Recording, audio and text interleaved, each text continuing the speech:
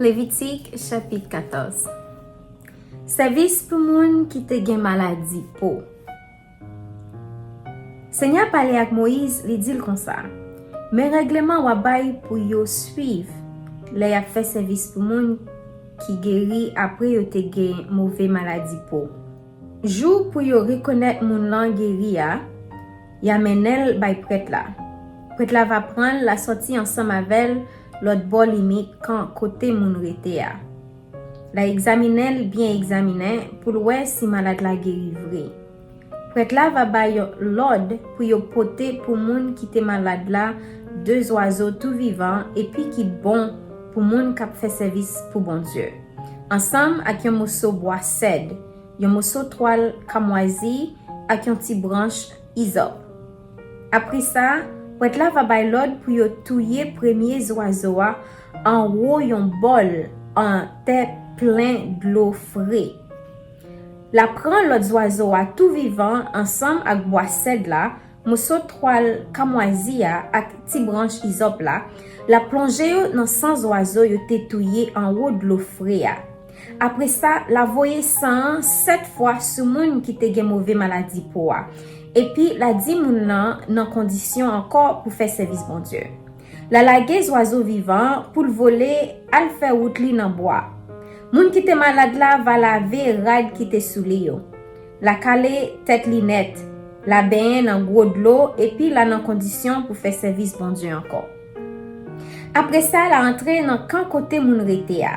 Mais li pap entré la calé pendant 7 jours. Sous 7e jour, la calé tête li encore. La couper toute bablé. Toute plume gel ak toute plume qui sous toute rescolé. La laver rad qui te soulia, la laver col dans gros de l'eau. Après ça, la nan condition pour faire service bon Dieu.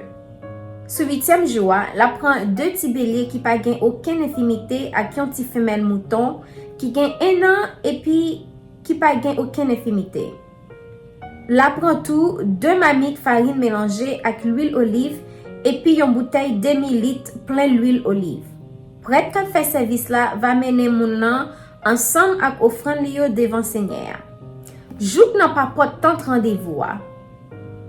Rive là, prêtre là va prendre yon nan ti bélier yo, la offrir ensemble avec demi-litre l'huile là bay Seigneur pour payer pour sa moun lan te fait ki mal. La balancer yo devant Seigneur tant kou yon offrande spéciale pour Seigneur.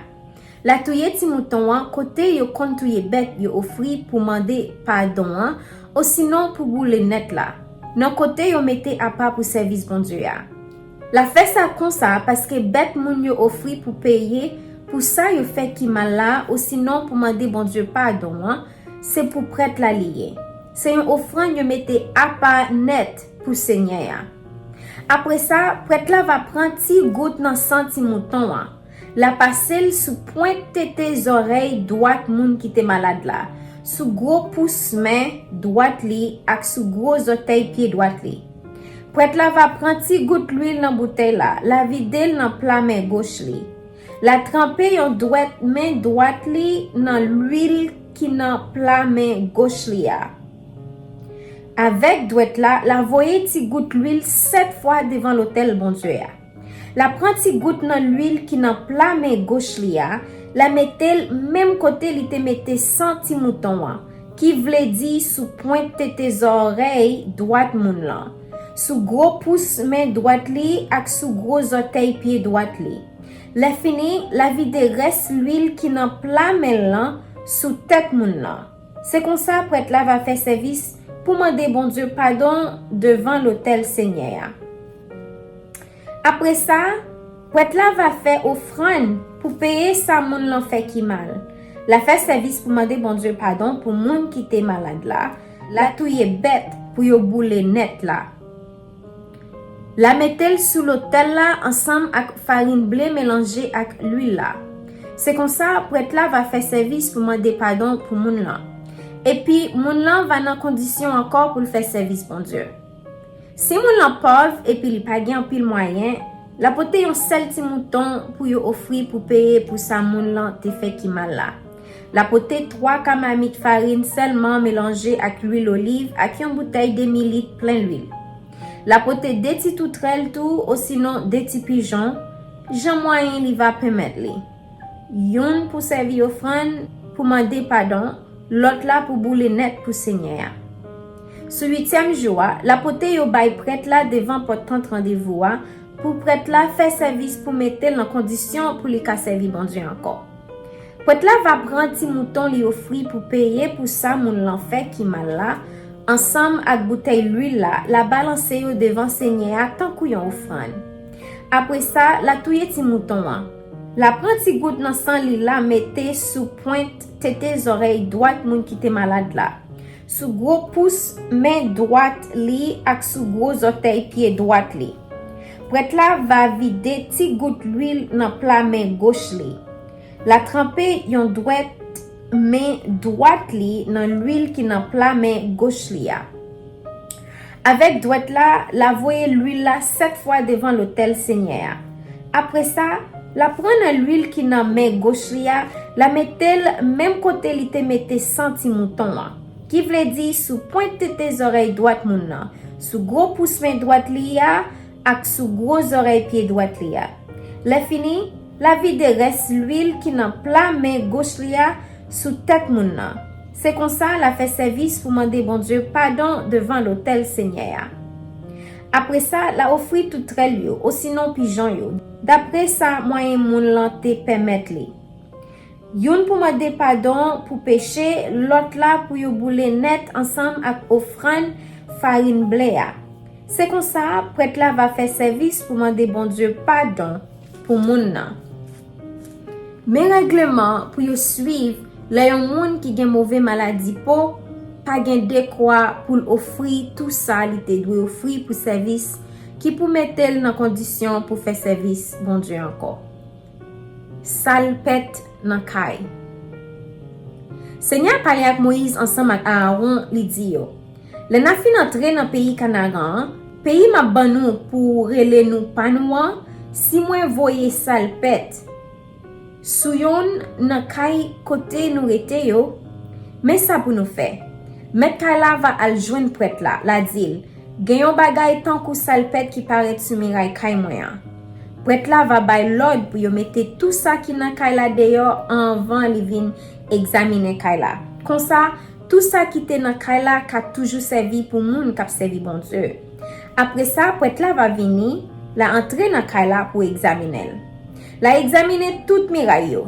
Si li wè gen kek côté qui manger nan miraille là et puis qui gen ti couleur verte ou sinon rouge, prêtre là va sortir nan kay la. La femelle a clé pour 7 jours. Sous 7e jour, prêtre là va tourner, la examiner miraille kay la encore. Si li wè tache la gaye sous miraille kay la, prêtre là va bay l'ordre pour yo wete wash côté yo te joindre salpette là. Ya voye wash yo jete yon côté en dehors la ville là. Côté yo mette bagay qui pas ka servi pour service bon Dieu. Après ça, la fait yo gratter tout en dans kay la. Et puis a jeté toute vieille crasse moitié yo te gratter en dehors la ville là. Même côté yo mette bagay qui pas ka servi dans service bon Dieu. Ya prend l'autre wash remplacer wash yo te wete yo et puis ya recrépi kay la. Si salpette la paraît encore après yo fin wete wash malade yo, après yo fin gratter kay la et puis yo recrépil, prêtre la va tourner vin gade. Si li wè salpette la gaye nan kay la konnen kay la gen yon mauvais maladie sou miray li. Moun kap servi bon Dieu pas karite la dan. Le ça, ya démoli kay la net et puis ya pran wash bois moitié qui te nan kay la, ya voye yo jeter en dehors la ville la. Côté yo mette bagay qui pas ka servi pour service bon Dieu. Tout moun qui te entré en dedans kay la, le kay la te fermé, pas dans condition pour servir bon Dieu jouk à souhait rivé. Tout moun qui te couché ou sinon qui te mangé en dedans kay la, va gen pour laver rad qui te sou yo. Le prêtre la vin gade ya, si li te joine salpette la disparaître net, après yo te fin recrépi kay la, prêtre là va faire connaître Kaila dans bonne condition encore pour moun k'ap servi bon Dieu karité là-dedans parce que salpette là disparaît net. Après ça, prêtre là va faire service pour être péché dans Kaila. La prend 2 oiseaux, quelques morceaux bois cèdre, yon morceau toile kamoisi ak yon ti branche hysope. La touye yon nan ti oiseau yo en haut yon bol en terre plein de l'eau frais.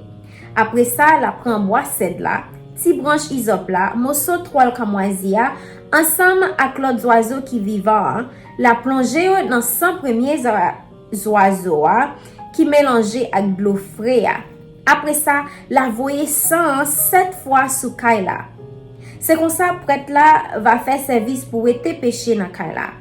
Avec 100 oiseaux, de l'eau frais, oiseaux vivants, bois cèdre là, ti branche hysope là, et puis morceau toile kamoisi. Après ça, la lague ti oiseaux vivants pour le voler, al faire outli dans bois en dehors la ville là. C'est comme ça la fait service pour demander bon Dieu pardon pour Kaila. Et puis Kaila va dans bonne condition pour moun k'ap servi bon Dieu karité là-dedans encore. Mais règlement pour nous suivre, là yon moun gen mauvais maladie, peau ou sinon pias.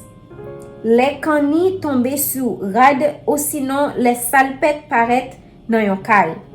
Là yon moun gen yon côté sous pôle qui enflé ou sinon les li gen yon bouton ou encore yon tache qui paraît sous pôle. C'est comme ça, ma connaît les yon bagay dans bonne condition ou sinon les li pas dans bonne condition pour moun k'ap servi bon Dieu. C'est tout règlement yo ça pour mauvais maladie peau. Parole bon Dieu. Amen.